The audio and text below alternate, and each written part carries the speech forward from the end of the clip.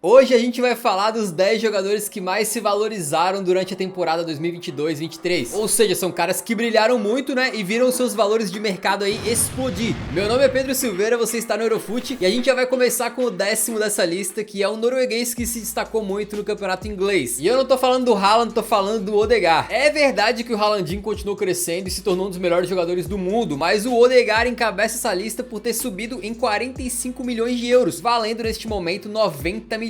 Ou seja, dobrou de valor muito porque realmente evoluiu bastante ao longo da campanha do Arsenal, né? Se tornando cada vez mais um meia completo. Isso porque no começo da temporada ele era visto como um excelente meia, aquele jovem time do Arsenal que largou muito bem na Premier League e liderou por muitas rodadas, né? Ele era meio que o cara que fazia o jogo acontecer, ele era a liga entre o Saka, o Martinelli e o Gabriel Jesus. Um grande criador de jogo, mas na hora de finalizar ele tinha uma fraqueza. Muitas vezes o Odegaard se colocava em posição de fazer um gol, de finalizar, o torcedor já se empolgava, agora vai, mas por algum motivo ele sempre preferia passar a bola. Ele era meio que um fominha invertido, sacou? Se foi treino ou confiança, eu não sei, mas do meio da temporada pra frente, o Arteta conseguiu desbloquear aí uma espécie de Odegaard 2.0. E além de passar, agora também sabia chutar e cansou de marcar gols. Tu vê que o Odegaard tinha um espacinho na frente da área, muitas vezes já tentava o arremate e fez alguns gols assim, né? Tanto é que ele acabou a temporada como artilheiro do time, tá? Com 15 gols marcados junto com o Saka e o Martinelli. E aí, seja por esses gols, pelos passes ou por todo o resto, valeu muito, essa valorização dele se justifica, né? O nono colocado é um dos poucos jogadores defensivos dessa lista e o único zagueiro, o sul-coreano Kim Min-jae do Napoli, que cresceu 46 milhões de euros se comparado ao começo da temporada, quando ele valia apenas 14. E vale lembrar que isso aqui não é algo que a gente tá supondo ou criando da nossa cabeça, tá? A gente tá consultando diretamente no Transfer Market, que é a maior fonte do mundo aí para essa questão de valores de mercado, beleza? E essa valorização do Kim faz muito sentido, porque se antes da temporada 22-23 você perguntasse pra qualquer um, quem que é o Kim Min-jae? O cara ia responder provavelmente, pô, nunca nem vi. Afinal, ele defendia o Fenerbahçe da Turquia e antes tinha jogado na China e na Coreia do Sul, né? Que são todas aí ligas, geralmente, pelo menos eu, né? E acho que muita gente aqui do Eurofut também não costuma acompanhar. Em julho de 2022, então, ele é contratado pelo Napoli para ser o substituto do zagueirão Koulibaly. Foi pro Chelsea e até aquele momento parecia que era insubstituível, mas não era, e o Kim provou isso e provou muito bem. Ele é aquele tipo de zagueiro moderno que passa muito bem, é bom no jogo aéreo também, né? Ajuda a equipe defensivamente de várias maneiras, também intercepta muitas bolas, né? E permite que o time seja ofensivo, como foi na temporada com Kvara e Osimhen. Afinal, o Kim estava lá atrás para dar aquela segurança. Fora a questão do Napoli, ele também fez o seu nome na Copa do Mundo, né? E eu digo literalmente porque na Copa do Mundo ele era um dos 5 Kings da defesa da Coreia do Sul, todo mundo falou sobre isso na época, e foi muito sólido na campanha do Napoli, que venceu a Série A após 33 anos de jejum, sendo inclusive eleito o melhor defensor da temporada italiana, já tendo acertado a sua ida para o Bayern de Munique para a próxima temporada. De desconhecido para campeão italiano e xerifão do Bayern, realmente foi uma temporada transformadora para ele, né? E por falar em transformação, a gente tá sempre transformando as principais notícias e temas do dia em posts nas nossas redes sociais. Se você conhece o nosso trabalho só aqui no Eurofut, considere seguir também no Twitter, que é Eurofut, e no Instagram, que é Eurofut Oficial. A gente tem se esforçado muito pra fazer um trabalho bem legal lá, então segue a gente, dá essa moral e ajude a gente a chegar nos 100k nessas redes aí, beleza? Chegando de fininho na 8ª colocação, é um cara que teve um salto absurdo no seu valor, inclusive um dos saltos mais absurdos aqui da lista. É o lateral do Barcelona, Alejandro Balde, e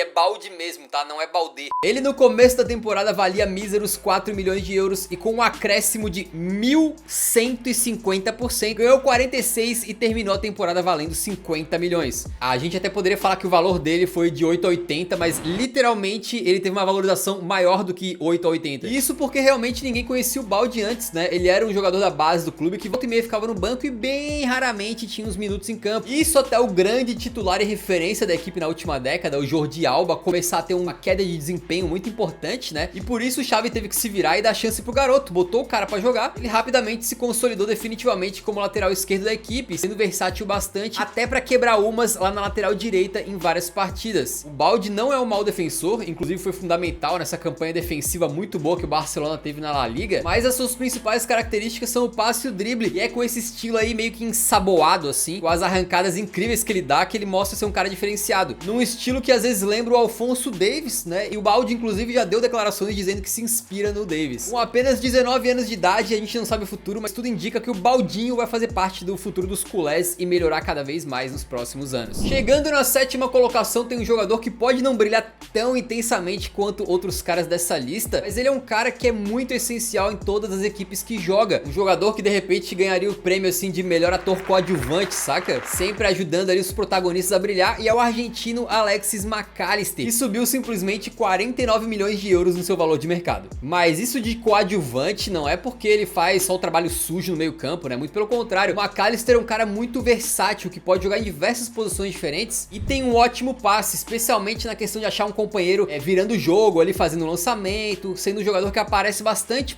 pro jogo, né? Não se esconde, busca a bola e potencializa caras mais incisivos como o Di Maria, por exemplo, na seleção argentina. E no caso, ele já era um jogador importante pro Brighton na temporada anterior, só que em 22-23 as coisas mudaram porque primeiramente, na Copa do Mundo ele começa no banco, assume a titularidade ainda na fase de grupos e nunca mais sai. Foi uma peça essencial naquela virada de chave da Argentina que fez os caras acabarem campeões. E um segundo fator é que o Brighton, que já vinha fazendo campanhas surpreendentes, dessa vez foi ainda melhor, foi simplesmente brilhante na temporada, terminou a Premier League em 6º lugar, classificando para uma competição europeia pela primeira vez na história do clube. Um nível de jogo muito alto e uma visibilidade absurda, e rapidamente foi contratado pelo Liverpool. E a gente imagina que deve ser titular da equipe, né? Deve ajudar muito caras ali como o Salah, por exemplo. Talvez até o Szoboszlai, que é um meia um pouco mais ofensivo, foi contratado recentemente junto ao RB Leipzig. Por falar em ofensividade, o 6º lugar é do nosso craque brasileiro Vinícius Júnior. Ele ganhou 50 milhões de valor de mercado ao longo da temporada e hoje está valendo 150, sendo um dos 3 jogadores mais valiosos do planeta, só atrás do Haaland e do Mbappé. A temporada em que o Vini explodiu foi 21-22, né? Quando ele joga um absurdo, sobe o seu nível, vence com o Real Madrid a La Liga e a Champions, inclusive com ele fazendo gol na final. E essa temporada 22-23 não teve tanto sucesso a nível coletivo, o Real Madrid ganhou só, entre aspas, uma Copa do Rei, mas a nível individual, o Vinícius Júnior manteve ou até melhorou seu nível, sendo o destaque dos merengues, né? Se na temporada anterior ele tinha ficado ali talvez um pouquinho levemente na sombra do Benzema, que fez os gols decisivos na Champions, foi bola de ouro, né? Nessa temporada 22-23 ele foi o dono do time, inclusive na minha modesta opinião se tornando o melhor jogador brasileiro em atividade no mundo. Depois de ser covardemente atacado a temporada inteira por racistas, o ódio só fez com que os brasileiros e fãs do futebol em geral o abraçassem ainda mais nessa temporada, tornando o Vini Malvadeza uma das grandes figuras do futebol mundial de forma definitiva. Jogando para um caramba, se tornando uma peça tão fundamental pro Real Madrid, naturalmente acabou herdando uma camisa pesada por lá, tá? Em 23-24 ele jogará com a 7, que foi de Raul e de Cristiano, e não é pouca coisa não, é pra quem sabe. Chegando no meio da lista, no top 5, nós temos aqui um empate, porque tanto Saka quanto Osimhen subiram 55 milhões de euros de valor na temporada e estão valendo 120 cada um. Pô, foram 2 caras fantásticos em 22-23, né? O Saka continua evoluindo, fazendo um excelente começo de campanha e ajudando o Arsenal a se manter líder da Premier League por muito tempo, sendo um cara até que era meio que jogador de jogo grande, saca? Com direito a golaço contra o Manchester United,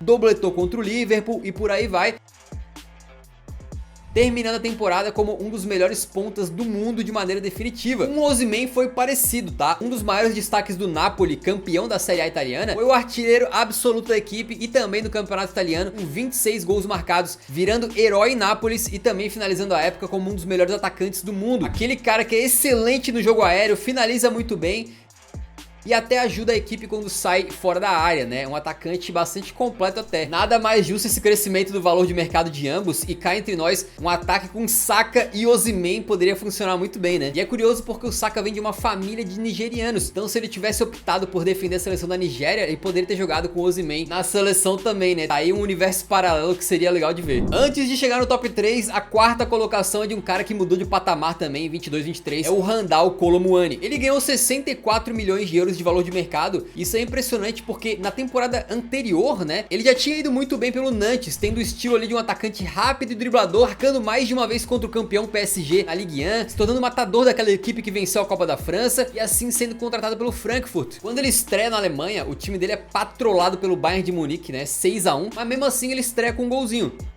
e continua participando bastante nos gols da equipe, fazendo um meio de temporada super artilheiro, né, ganhando destaque ali, inclusive com um gol decisivo na fase de grupos da Champions, né, classificando a equipe alemã aí para as oitavas da competição. Com esse desempenho todo aconteceu algo incrível na vida do Kolo Muani, que foi a convocação para a Copa do Mundo. Ela só aconteceu porque o Nkunku se lesionou logo antes da Copa começar, e por mais que o Kolo Muani tenha sido reserva na campanha inteira, apareceu justamente na final contra a Argentina e ficando marcado pela chance que teve de dar o título para a França, a defesa antológica do Dibu Martinez. Eu tenho visto que com o tempo as pessoas têm tirado um pouco da responsa dele, né, dado mais créditos pro Dibu, que realmente fez uma defesa histórica. Aos 24 anos, ele terminou então a temporada com 15 gols e 11 passes para gol só na Bundesliga. Foi especulado em gigantes como Manchester United e Bayern de Munique. Pra onde ele vai eu não sei, mas se ele for pro Bayern, com certeza consegue fazer gols sem parar, né? Chegando agora no pódio, o terceiro jogador que mais ganhou valor de mercado foi o Enzo Fernandes. E a temporada 22-23 dele é completamente caótica. Se liga, formado na base do River Plate, o Enzo se tornou titular em 2021, rapidamente virando peça essencial da equipe que ganhou o campeonato argentino naquele ano. E em 2022 já era considerado o melhor jogador em atividade na Argentina para alguns. A saída para a Europa era iminente. E aconteceu, por cerca de 10 milhões de euros, o Benfica contratou o cara para a temporada 22-23. E o tempo de adaptação que ele precisou foi tipo zero, né? Virou titular absoluto dos encarnados rapidamente. Um jogador que era ali o famoso todocampista, né? Um médio que pode jogar tanto ali como um primeiro volante armador, como também ser uma espécie de camisa 8, né? Um segundo volante. Sendo um jogador daqueles que o mapa de calor aparece meio que no campo inteiro. O Enzo desarma bem, também ajuda a armar, né? Construir jogadas com passes curtos e longos. Ele é bem completinho mesmo. E assim acabou sendo essencial pro Benfica de Roger Schmidt, que fez uma primeira temporada de 2022-23 brilhante. Liderou o campeonato português, liderou seu grupo na Champions, na frente de PSG e Juventus, e chegou até a parada pra Copa invicto e como um dos melhores times da Europa. E foi justamente na Copa que o Enzo deu um salto, assim como o McAllister, né? Ele começa a Copa como reserva, depois que a Argentina perde na estreia pra Arábia Saudita, o Scaloni tenta coisas diferentes no jogo seguinte, o Enzo entra no segundo tempo, faz um golaço digno de craque e depois não sai mais do time titular, se tornando peça-chave da equipe campeã do mundo.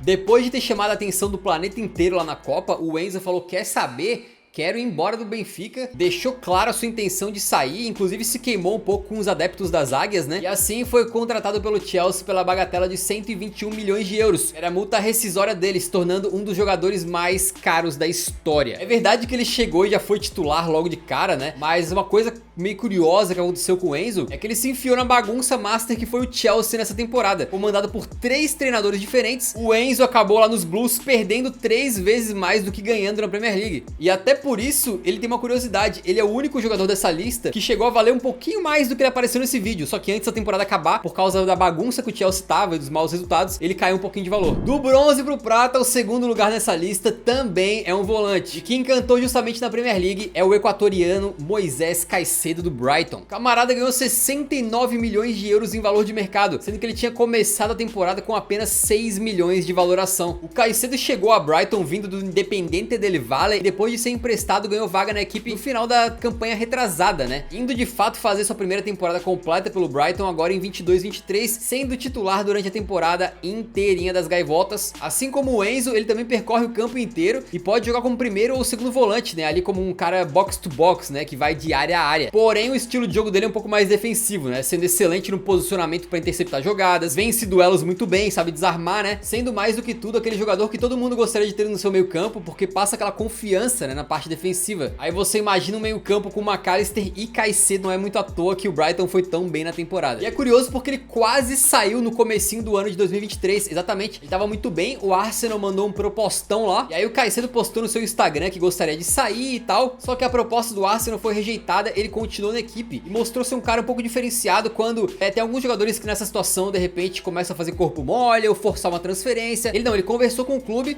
renovou seu contrato e se manteve dedicadíssimo, sendo um dos pilares desse Brighton que brilhou na Premier League e classificou para a Europa League pela primeira vez na história. Só que eu imagino que depois dessa renovação ele tem um acordo verbal lá de que o clube vai deixar sair e chegar uma proposta boa, né? Dizem que Manchester United e Chelsea querem muito o Caicedo, vai ser difícil segurar o homem e se ele for para uma dessas equipes aí vai ser um meio campo meio poderoso, né? Pensa ele fazendo uma dupla com o Casemiro no United ou ele fazendo uma dupla com o Enzo Fernandes no Chelsea. É para fazer parceria das braba, né? E agora em primeiríssimo lugar você consegue adivinhar o jogador que mais ganhou valor de mercado mercado durante a temporada? Se você pensou no Haaland, tá errado, porque assim, o valor de mercado dele já era muito alto. Então pra subir, se você já tá lá no topo, é muito difícil. É a mesma situação de caras como Bellingham e Gavi, né? Eles já estavam com valores muito altos, então teriam que fazer temporadas assim absurdas pra conseguir, sei lá, subir 50 milhões de valor de mercado. Então nenhum desses. O número 1 da lista é o georgiano Wisła Kvaratskhelia, o ponta que surpreendeu a Europa inteira e causou caos na liga italiana, começando a temporada 22-23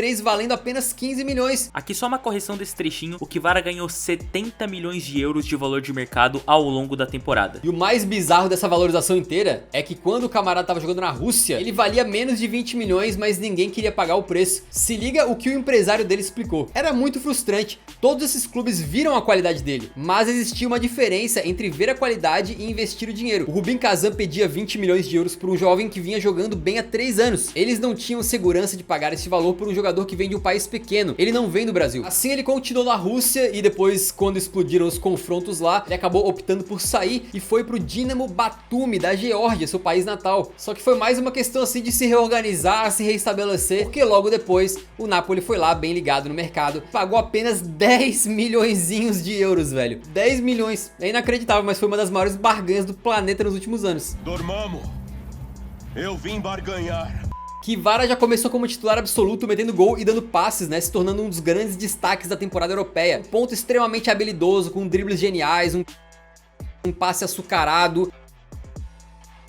Aquela coragem e ousadia de um jogador que vai pra cima e tenta, mesmo se ele errar várias vezes, o cara continua tentando. E com uma veia goleadora importante, né, marcou alguns golaços na temporada, inclusive aquele que foi eleito o mais bonito do campeonato italiano. Não demorou muito pra ser comparado ao ídolo Maradona, né, e assim surgiu o apelido. Kvaradona foi a sensação da Europa e essa evolução de valor de mercado marca muito bem a maneira como ele passou de um jogador desconhecido pra ser considerado um dos melhores do mundo, vencendo a Série A com o Napoli, sendo eleito jogador do ano no campeonato, além de se tornar eterno junto com Osimhen, como os novos reis de Nápoles. Se você curtiu o vídeo, eu renovo o convite para você seguir a gente no Instagram e no Twitter, até porque recentemente a gente tem postado várias listas como essas em parceria direta com o Transfer Market. Então tem muito post bacana saindo e a gente tá próximo de chegar nos 100k em cada uma das redes aí, então segue lá e dá aquele apoio pra gente também, beleza? Se curtiu o vídeo, deixa o like antes de sair que ajuda a divulgar o canal pra mais gente. Nos vemos no próximo, então um grande abraço, falou!